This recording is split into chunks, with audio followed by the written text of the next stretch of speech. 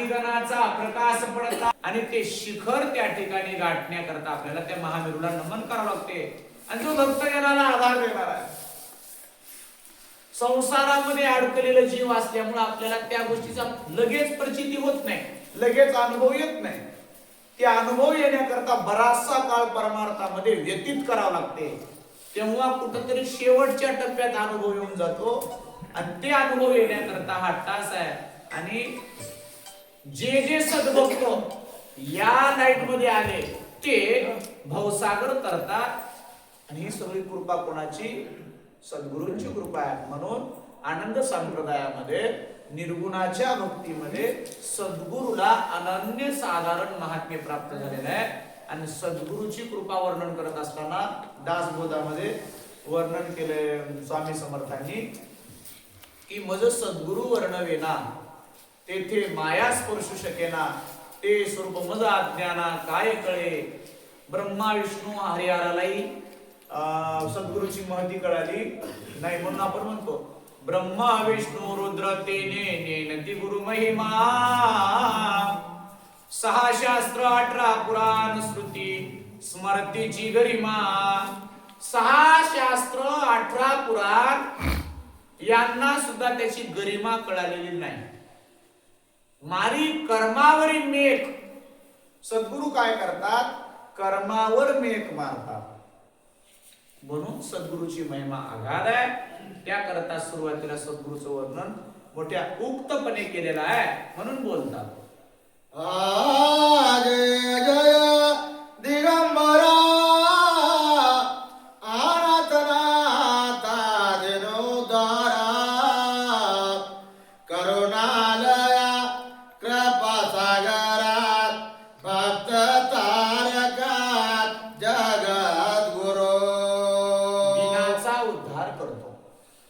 आता शब्दाशी शब्द जर अर्थ स्वरूपात सांगायचं म्हटलं तर तुम्हाला चांगली जाणीव आहे. 5-10 वेळेस खूप होतात आपल्याला. पण याच्यामध्ये काय सांगायचं आहे ते बघणं आपल्याला आवश्यक आहे. त्यातला मी एक महत्वाचा मुद्दा दीन उद्धारका. ते दीन उद्धारक म्हणजे कोण? दीन म्हणजे कोण? दीन म्हणजे जे ज्ञानी नाहीत आणि जे अज्ञानी नाहीत त्या मधल्याला काय म्हणावं? दीन म्हणावं. ज्ञानी माणसाला कळतं, अज्ञानी माणसाला काहीच कळत नाही. पण या दोघाचा मधला जो असतो दीन, अज्ञानी माणसाला समजून सांगता येते, पाठीवर मारून सांगता येते. ज्ञानी माणसाला सांगायची गरज नसते. पण मधला माणूस जो असतो तो धड ज्ञानी नसतो आणि धड अज्ञानी नसतो. मग या मधल्याचं काय? 100% त्या मधल्यामध्येच नंबर लागते आपला. कारण संसाराचं कळते म्हणून अज्ञानी नाही आणि परमार्थाचं कळणार म्हणून ज्ञानी नाही. दोघांच्या मधले आहात. पण संसारामध्ये मोठा शहाणपणा घेऊन वागतो आपण. आपल्याला अज्ञानी म्हणता येत नाही. बरं म्हणून घ्यावं वाटत नाही.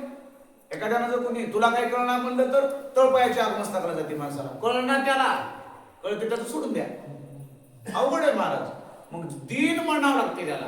मग दिनाचा सुद्धा उद्धार सद्गुरू करतात. म्हणजे त्यांना सुद्धा सोडून दिलं नाही. किती दया बघा.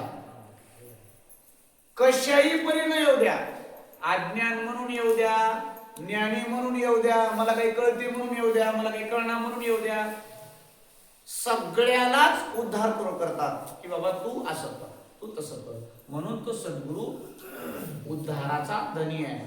म्हणून तो कृपेचा सागर असं म्हटलं जातं. त्याच्याकरता हा 8 आहे. मला ग्रंथ रचना काय कर्मना गेलं म्हणून नव्हतं. हे 8 कशा करतात? दिनाचा उद्धार करण्याकरता. बाळगीर महाराजांच्या आरतीमध्ये वर्णन आहे.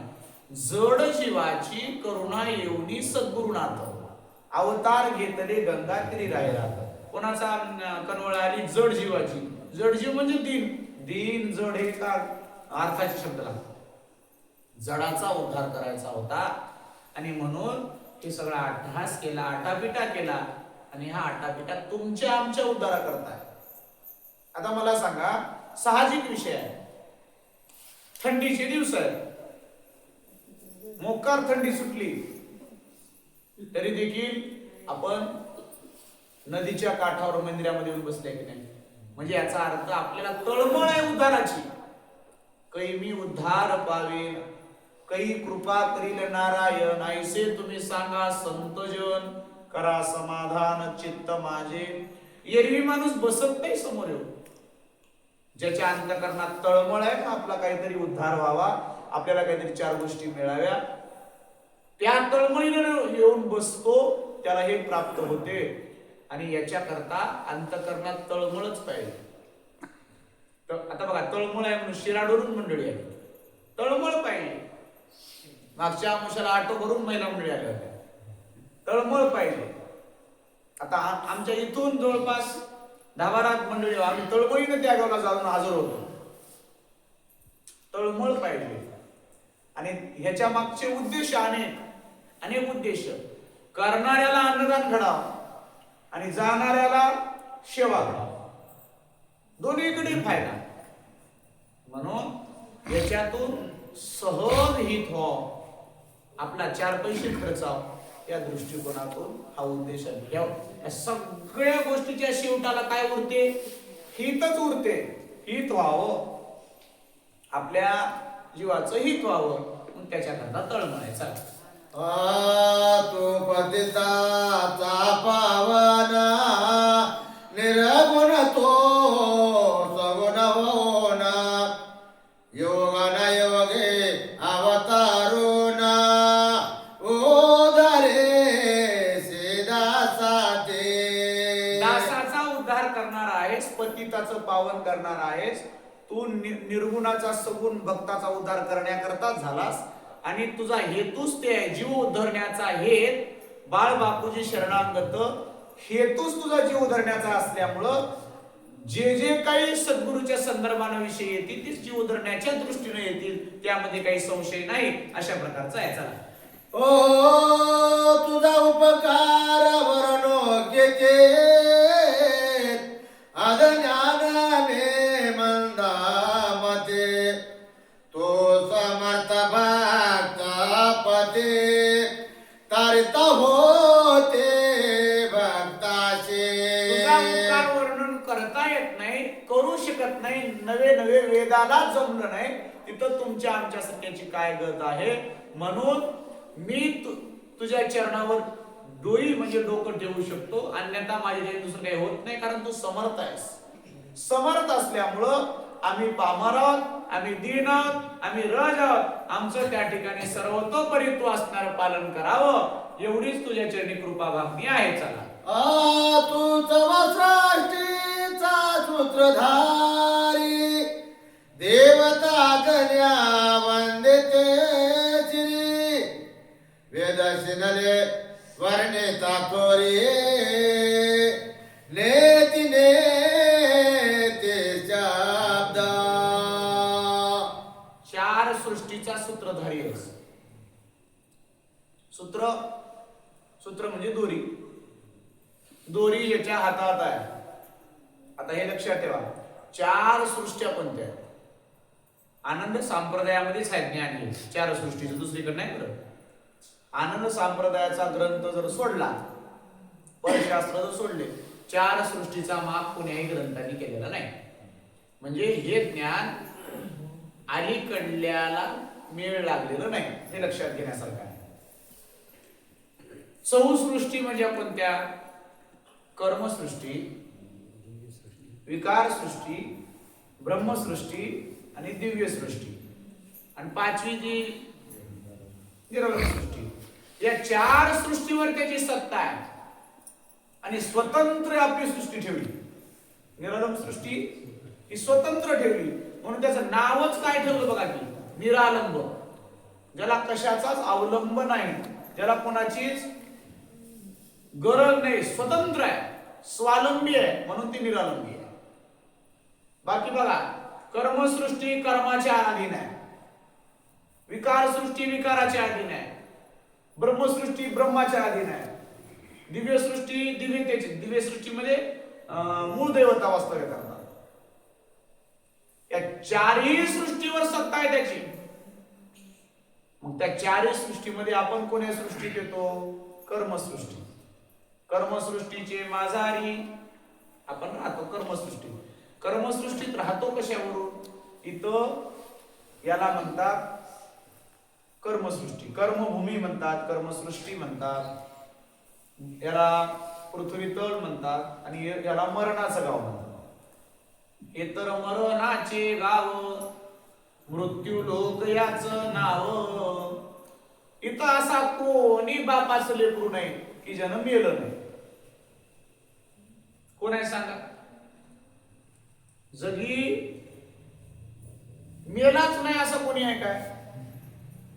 सगळ्याला एक रोग लागलेला आहे, जन्म आणि मरणाचा. सगळ्यात मोठा रोग आहे.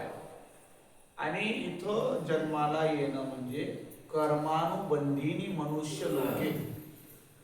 गीतेमध्ये अर्जुनाला सांगताना म्हणतात इथं कर्मानं बांधलेला माणूस जन्माला येतो त्या कर्मसृष्टीमध्ये. मग हे चारही सृष्टी त्याच्या अधीन आहेत म्हणून तू चौसृष्टीच्या परता म्हणतात. चौसृष्टीच्या परता चारी पदार्थ विरहिता पर परमेश्वर दाता बाळा जोजो. म्हणून तुझी आज्ञा देवाधिक सुद्धा त्या ठिकाणी मोडू शकत नाही. स्वर्गातल्या देवता तर हा खाल्ल्या श्रेणीच्या झाल्या, पण त्याच्यापेक्षा उच्च कोटीच्या काही देवता आहेत. आपण दैवताला सुद्धा एका श्रेणीमध्ये धरतात, तसं धरायचं नाही. दैवताची एक श्रेणी आहे. काही कर्मभूमीच्या ज्या दैवता आहेत त्या नीच श्रेणीच्या. आपण म्हणतो कर्मभूमीच्या दैवता ठाई ठाई बहुरूपवंता. कर्मभूमीतल्या ज्या दैवता आहेत की नाही त्यांचं कर्मभूमीतच काय चालतं, त्यांचं म्हणा, त्यांची बळ, त्यांचं साम्राज्य चालतं. पण कर्मसृष्टीच्या वर त्यांचं विकारात चालत नाही.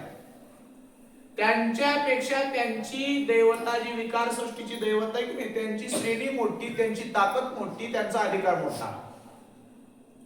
मग आपण कर्मसृष्टीच्या देवतेचीच बराबरी करू शकत नाही. मग आपण विकार सृष्टीच्या, दिव्य सृष्टीच्या, ब्रह्मसृष्टीच्या देवतेला कमी कसं लेखू शकता? लेखता येत नाही. आपल्या बरोबरीच्या माणसासोबत बरोबरी करता येते, पण आपल्यापेक्षा मोठ्या माणसाची बरोबरी करता येणार. म्हणून दैवतेला सुद्धा कमी लेखणं हे मूर्खपणाचं पहिलं लक्षण आहे. आता याच्यामध्ये काय झालं, संप्रदायामध्ये काही घुसखोऱ्या झाल्या, काही गोष्टीच्या, बऱ्याच गोष्टीच्या घुसखोऱ्या अशा झाल्या, चुकीच्या दृष्टीने त्याचा अर्थ लावायला लागले लोक. एखादं एक दोन ग्रंथ वाचलं की सगळा संप्रदायाचा सार त्याच्यात घडतो असं होत नाही. मी विषय मुख्यत्वाने निघाले म्हणून सांगतो. सगळ्या देव साधारणपणे एखाद्या आमदारा खासदाराचा पी आला किंवा त्याच्या खालचा कोणी आला तर आपण कुठेही खुर्ची टाकून एखादं बसून हे करू शकता. पण तेच पदावरला माणूस आल्यावर वेगळ्या पद्धतीचं नियोजन करावं, त्याला शोभल त्या पद्धतीनं. म्हणून एक डोक्यातलं खूळ काढून टाकून द्यायचं. निष्ठावंत आनंद संप्रदायाचा झाला म्हणजे दुसऱ्या दैवतेला नीच मानावं असं नाही, हे लक्षात घेणं गरजेचं आहे. आपल्याकडून कोणाचा द्वेष झाला नाही पाहिजे, हे सगळ्यात महत्वाचा मुद्दा आहे. हा, मी पुढे सांगणार तुम्हाला त्यांना किती भजायचं, त्यांचं काय करायचं, ते फार महत्वाचा मुद्दा आहे. पण दैवतेला कधीही आपल्यापेक्षा कमी समजायचं नाही. पूजा म्हणाल नाही की भजा म्हणाल नाही, पण कमी समजायचं नाही. का कमी समजायचं नाही? त्यांची श्रेणी आपल्यापेक्षा वरची आहे. आपण कर्माच्या अधीन असलेले जीव, आपला अधिकार नाही त्यांना नाव ठेवण्याचा. हा, एवढा आहे. मोक्षाचे तुम्ही जर गिराईक झाले असाल तर त्यांची पूजा अर्चा करायची गरज नाही. तुम्हाला ओळख मोठ्या माणसाची झाली तर खाल्ल्या माणसाला फार वेळ द्यायची गरज नाही. पण जोपर्यंत मालकाची ओळख नाही तोपर्यंत सगळ्याला मानावं लागते, हे बी लक्षात घेणं गरजेचं आहे. मालकाची ओळख झाली नाही आणि अलीकडल्या माणसाचा तिटकारा करणं हे कितपत योग्य आहे? ज्या दिवशी मालकाची ओळख झाली मग त्या दिवशी डायरेक्ट कनेक्शन होत्या. Direct connection. मी का बोलू लागलो, दैवता सुद्धा त्यांच्या अंतर्गत राहतात. आता हे सगळ्या श्रेणीच्या दैवता धरा तुम्ही. कर्मभूमीच्या दैवता, पुन्हा सत्यलोकाची देवता ब्रह्मदेव, वैकुंठाची देवता, हे आता सगळं अष्टभैरवापर्यंत. मानव पंथामध्ये आणि आनंद संप्रदायामध्ये हे दोन प्रणाल्या आहेत. कुठून? कर्मभूमी पासून क्षीरसागर, त्याच्यावर अष्टभैरव, 8 जण, विश्व चैतन्य, विश्वरूप चैतन्य, ही मानव पंथ आणि दत्त संप्रदायामध्ये सांगितलेली प्रणाली आहेत दोन. वेदांतानं फक्त क्षीरसागरापर्यंत सांगितलं, पण आनंद संप्रदायात स्वतः भगवान दत्त महाराजांनी यदुराजाला केलेला उपदेश आहे, म्हणून ते प्रमाण आहे. त्यामध्ये जेवढे मायेच्या अधीन आहेत, आता हे तेवढं सहजासहजी कळायचा विषय नाही लेकरा विक्रेला. कर्मभूमीच्यावर भोगभूमी, अंतरालय, स्वर्ग, सत्यलोक, वैकुंठलोक, कैलास, क्षीरसागर, अष्टभैरवाचं अष्टकोन, पुन्हा विश्वरूप, पुन्हा चैतन्य माया, इथपर्यंत जे आहे हे सगळी त्या निर्गुण निराकाराची सत्ता आहे. सत्ता आहे म्हणजे त्यांचं म्हणणं चालतं तिथं, म्हणून ते सगळे त्यांना वंदन करतात. त्यांना वंदन करतात म्हणजे आपण त्यांना कमी लेखायचं नाही, याच्याकरता मी बाजूला जाऊन सांगतो. आपण कमी लेखायचं नाही, आपण सुद्धा त्यांना परमेश्वराचे लेकरं म्हणून मानायचं. हा एवढं आहे की त्यांची पूजा अर्चा करून त्यांना मालकाची जागा द्यायची. मालकाची जागा मालकाला, सेवकाची जागा सेवकाला, अशा पद्धतीने आपण वावर करणं हे गरजेचं आहे. आणि हे मुख्य उद्देश आहे, आपल्या मंडळीला संप्रदायाची धारणा कळावी, हा याच्यातला मुख्य उद्देश आहे. चला, तुझी कृपा होय जयाची, त्याची तुझे लक्ष 84, उदरावया जीवाचे तुझे सद्गुरु समार्थ एका. बघा वर्णन केलंय, ज्याला ज्याला कृपा होते,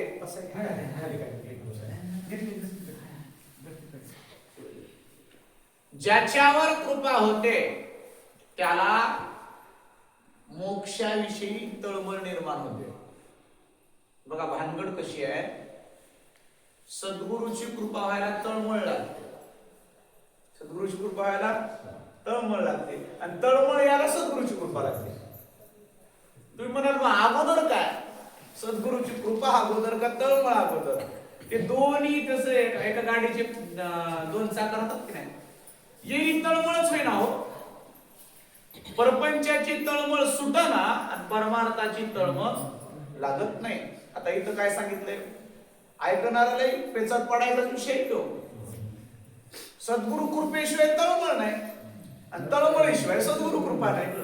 मग आधी काय, तर त्याकरता अगोदर मागील अनंत जन्माचं पुण्य असावं लागते. होता कृपा तुमची, सगळ्या गोष्टी होता कृपा तुमचीच आहे. होता कृपा तुमची म्हणून मठ घटलं, होता कृपा तुमची म्हणून 4-2 गोष्टी कानावर पडल्या, आणि कानावर पडल्या म्हणजे काय झाली, कृपा झाली.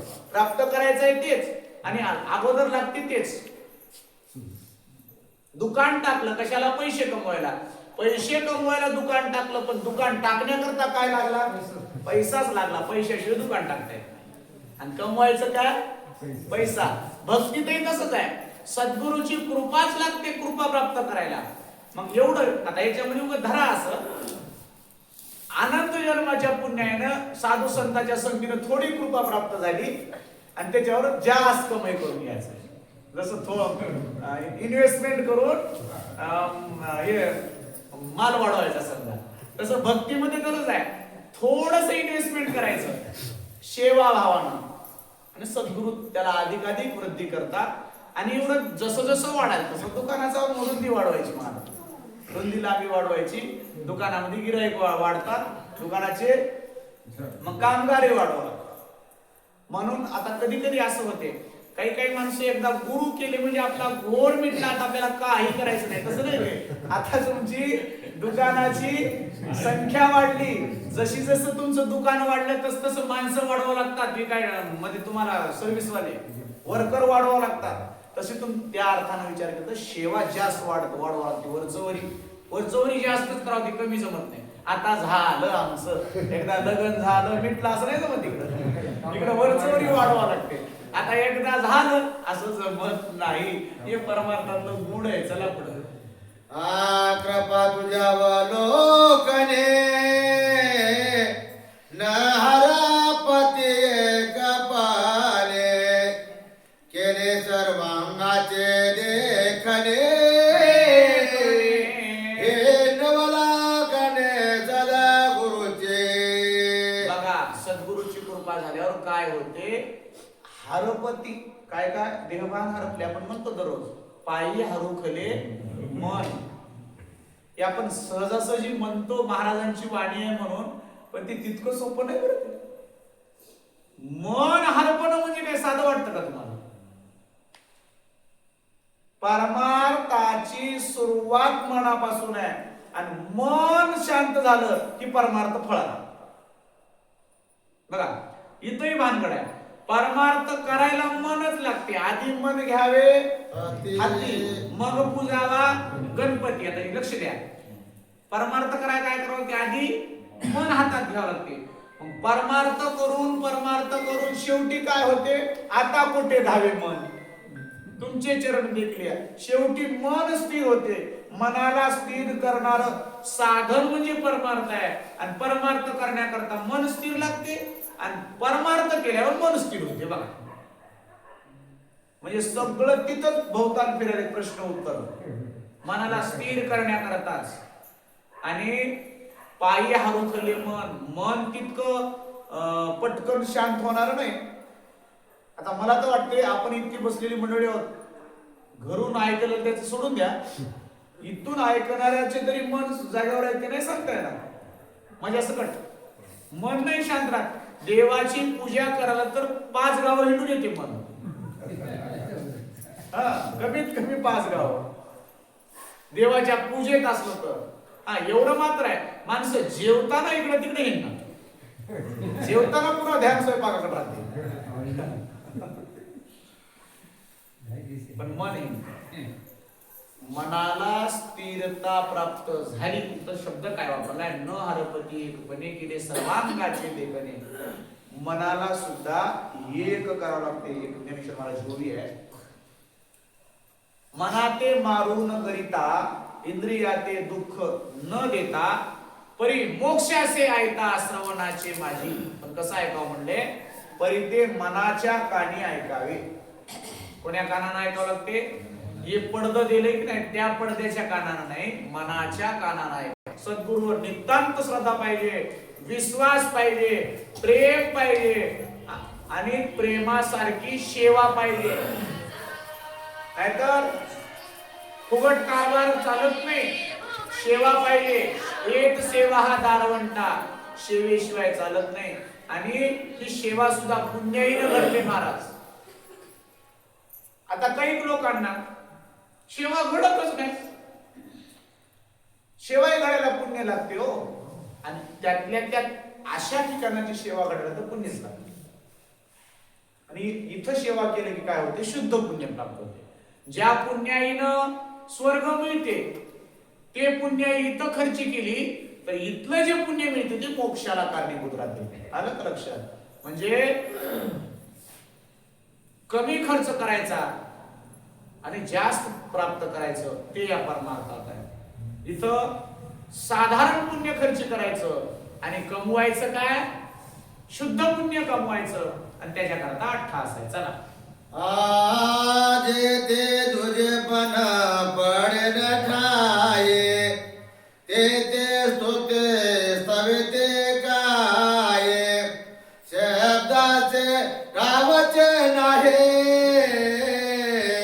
स्तवावे ते गवनाचे स्तवावे ते गवनाचे. सज्जन आहो माय बापा हो, शब्दच नाहीत म्हणले की तो वर्णन करायला. वर्णन करायला शब्द तरी लागतात ना हो.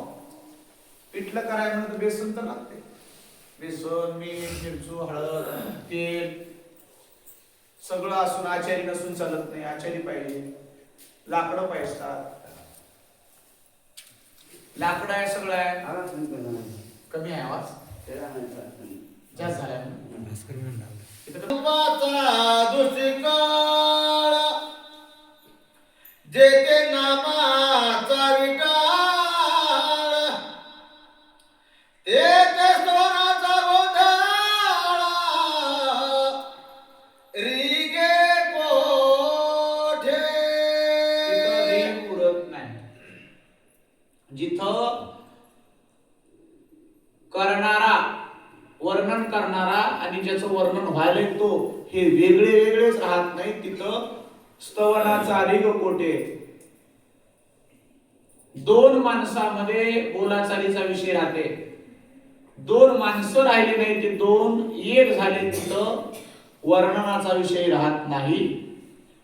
तिथं वर्णनाच्या पलीकडे गेलेली दशा होते, त्यामुळं तिथं वर्णन राहत नाही, वर्णनाच्या पलीकडची स्थिती प्राप्त होते. अशा प्रकारचं आहे. चला, ना तरी शब्दाची पदवी लागे शब्दाची बोलावी का जीवाची चुका दुखाची जीवाची जाणे. महाराज, या गोष्टी जीवालाच कळतात, जीवाशिवाय इतरांना कळत नाही. आणि म्हणून सुरुवातीला आपण अज्ञानी जीव आहोत याची जाणीव असावी लागते आणि ज्ञानाच्या प्राप्तीकरता तळमळ करावी लागते. आणि ही सगळी सद्गुरूची कृपा आपल्याला प्राप्त करण्याची तळमळ पाहिजे, म्हणून बोलायले. चला, तारी देऊल्या पुरी द्राष्टी माझा सांभाळी जे आपुले पोटी यावर कृपा द्राष्टी श्री गुरुची निरंतर श्री गुरुची निरंतर आपली दृष्टी देतात. ज्ञानेश्वर महाराज सांगल्याप्रमाणे आपणा सारिके करीती तात्काळ नाही काळ वेळ तया लागी. आपल्यासारखं तात्काळ करतात. म्हणून सद्गुरूची वर्णना जर करायची म्हटली, वेदालाही मौनता आहे, वेदाला काही उमजत नाही, मग एवढंच करू शकतो आपण. चरणी ठेविली डोई, चरणावर त्यांच्या मस्तक ठेवायचं. ते काय करतात, आपली दृष्टी देतात. म्हणजे सांभाळी आपले पोटी, आपल्या पोटात सांभाळलं. जसं एखादी आई आपल्या बाळाला गर्भात असताना बघा कशी सांभाळते, त्या पद्धतीनं सद्गुरूने आम्हाला सांभाळलेलं आहे आणि सर्व सुख देऊन आम्हाला इथपर्यंत आणलं. अशा प्रकारचं बोलायला. ओ शिष्य नम्र भावे प्रार्थना करी जय जय सद्गुरु माया तुम्हारी आत्मैता निरोपिले बरवे परी तेची ज्ञान झाले माझा. शिष्याने विनम्रतेनं सद्गुरूला सांगितलं, हे गुरु महाराज, तुम्ही जे मला ज्ञान सांगितल्या ते माझ्या प्रत्ययाला आलं, ते माझ्या अनुभवाला आलेलं आहे.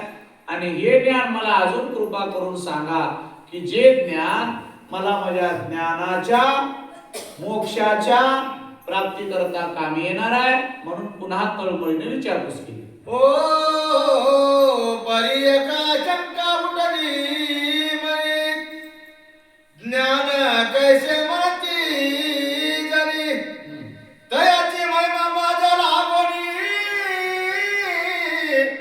कृपा करुणी सांगावे. इथून त्या ठिकाणी पहिली आशंका निर्माण केली शिष्यानं गुरुच्या समोर.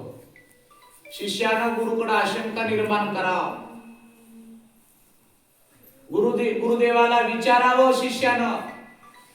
त्या नियमाला अनुसरून शिष्याने विचारपूस केली. हे देवा, माझ्या मनात एक आशंका आहे. आशंका म्हणजे संशय. आणि संशय असा आहे सद्गुरुकडून ज्ञान मिळते म्हणता, ते ज्ञान म्हणजे काय होय? ज्ञान कशाला म्हणावं? अशी आशंकाजनक प्रश्न उत्तरी त्या ठिकाणी सुरू झाली. त्याच्यातून आपल्याला ज्ञान मिळणार आहे. आता चला,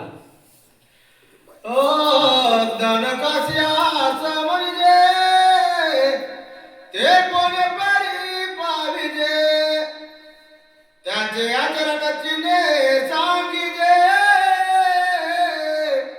मजा लागी कृपा निधी हो. तुम्ही कृपेचे विधान आहात, कृपानिधी आहात. आणि ज्ञान कशाला म्हणावं? आणि या ज्ञानाची काय चिन्ह आहेत, काय आचरण आहे ज्ञानाचं, ते आम्हाला उघड उघड करून सांगा असं म्हणायचं. पाहुनी शिष्य प्रेमा भरिता, श्री गुरु आनंदे गुणिता, हा ऋष निर्भय सांगे त्वरिता, ज्ञानाची शिष्याशी. शिष्याच्या अंतःकरणामध्ये ज्ञानाच्या प्राप्तीची उत्सुकता निर्माण झालेलं गुरुनी बघितलं. गुरुला आनंद वाटला. कोण्याही गुरुला वाटतं की आपल्या शिष्यानं माझ्याकडून ज्ञान विचारावं. आणि ते जर शिष्य ज्ञानाच्या संदर्भात कुठलीही चर्चा करत असेल तर ते गुरुला आनंद वाटतो. त्या पद्धतीनं गुरुला आनंद वाटायला लागला. हरुषे म्हणजे आनंदानं. आणि ते सांगायला लागले शिष्याला, म्हणजे ऐक शिष्यराया, तुझे ज्ञानाचे चिन्ह विचारलास, ते ज्ञानाचे चिन्ह कशाला म्हणतात, ज्ञान कशाला म्हणतात, मी तुला सांगतो, चित्त देऊन ऐक, अशा प्रकारचं म्हणाले. म्हणे ऐकी शिष्य शिरोमणी, धन्य धन्य तुझी वाणी, आठवा दिलेला माझ्या लागणी, ज्ञानाचा आत्मा. बघा, श्री गुरु वर्णन कराले शिष्याचं. धन्य धन्य आहेस म्हणजे शिष्यराया. का धन्य आहेस? ज्ञानाचा प्रश्न केला. प्रश्न करायला सुद्धा शिष्य व्हावं लागते. आता एखाद्या शिष्यानं गुरुला मोक्ष प्राप्तीची साधना विचारल्या, गुरुनं जर सांगितलं नाही तर तिथं गुरु दोषी होतो.